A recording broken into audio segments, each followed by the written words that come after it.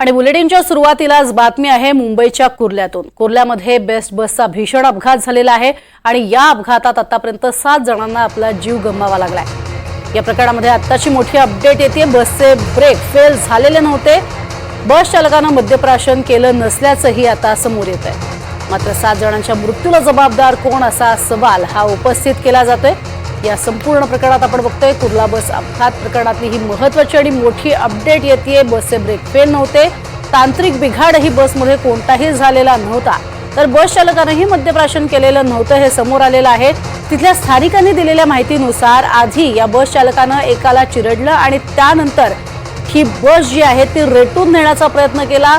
ही बस नवीन होती, नवीन कोरी करकरीत बस होती, त्यात इलेक्ट्रिक बस आहे आणि त्यामुळे ब्रेक फेल जरी झाले असते तरी सुद्धा ती तिथल्या तिथे थांबली असती। मात्र ही बस जाणीवपूर्वक रेटून नेल्याचा आरोप इथल्या स्थानिकांनी केलेला आहे। ज्यांनी प्रत्यक्षदर्शी इथे अनेक उपस्थित होते त्यांनी ही माहिती दिली आहे। तर फॉरेन्सिकची टीम आपण पाहतोय उपस्थित आहे आणि ही टीम या बसची पूर्ण पाहणी करते। तांत्रिक बाबींची जी पाहणी आहे ती पूर्णपणे केली जाते आणि यातूनच एक महत्त्वाची बाब लक्षात आलेली आहे, ती म्हणजे ब्रेक फेल झालेला नव्हता। तर रिक्षा चालकांच्या इथे आपण बघतोय की कशा पद्धतीनं या संपूर्ण प्रकरणामध्ये कुर्ला बस अपघाताला जबाबदार कोण असा प्रश्न उपस्थित होतोय। याचं सगळ्यात महत्त्वाचं कारण म्हणजे या चालकानं कोणती चूक केली का यावरच आता प्रश्नचिन्ह उपस्थित होते। कारण संपूर्ण घटनेमध्ये तब्बल 36 जणांना दामटून नेण्यात आलं, रेटून नेण्यात आलं आणि या संपूर्ण घटनेमध्ये आतापर्यंत 7 जणांना आपला जीव गमवावा लागलाय। इतर 29 लोक हे अजूनही जखमी आहेत, त्यांच्यावरती उपचार सुरू आहेत आणि कुर्ल्यामध्ये प्रचंड गर्दीचा हा परिसर, वर्दळीचा परिसर। 9:30 वाजता तुलनेत वर्दळ कमी होती, मात्र तरीही तब्बल 36 जणांना या अपघातामध्ये जखमी व्हावं लागले, तर त्यातल्या 7 जणांना आपला जीव गमवावा लागलाय। आत्ताची मोठी अपडेट समोर येतेय। सध्या जो बस चालक आहे तो बस चालक मद्यप्राशन केलेला नव्हता अशी ही माहिती समोर येते। मात्र 1 डिसेंबरला तो नुकताच जॉईन झालेला होता, कंत्राटी कामावरती तो जॉईन झाला होता।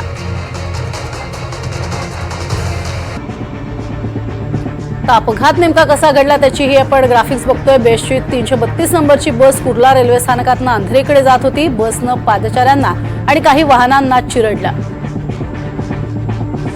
तर बसमध्ये जवळपास 60 प्रवासी होते। बस रहिवासी इमारतीतील भिंतीवरती जाऊन धडकली आणि थांबली।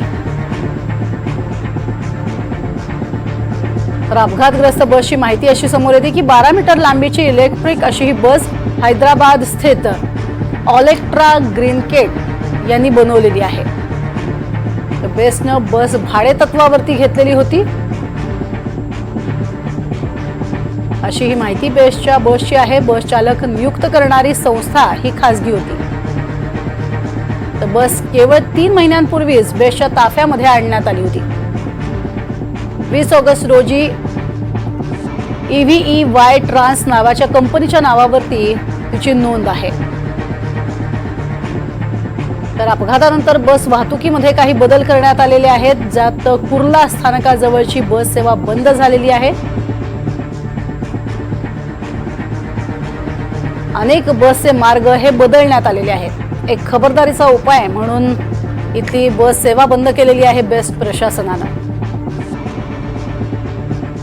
तर कुर्ला आगारातनं 37, 320, 319, 325, 330, 365 आणि 446 नंबरच्या बस धावतील। सांताक्रूज ते कुर्ला स्थानकापर्यंत धावणाऱ्या 311, 313 आणि 318 या नंबरच्या बसेस टिळकनगर इथं युटर्न घेतील। ते कुर्ला स्थानकाऐवजी थेट सांताक्रूज स्थानकाकडे त्या जातील।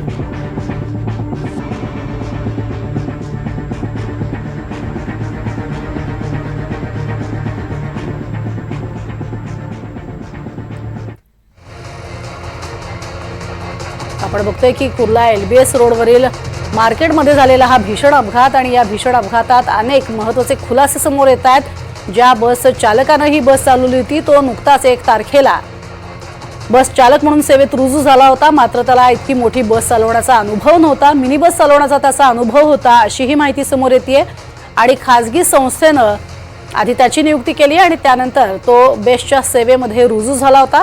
मात्र खाजगी कंत्राटद्वाराच्या माध्यमातूनच तो बस चालक म्हणून रुजू झालेला होता। यात आतापर्यंत 7 जणांना आपला जीव गमवावा लागलाय।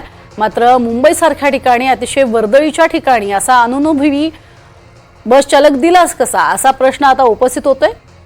अशा नवख्या बस चालकाला अशा पद्धतीनं वाहन चालवण्याचा परवानाच कसा दिला, असा प्रश्न या निमित्तानं उपस्थित होतोय।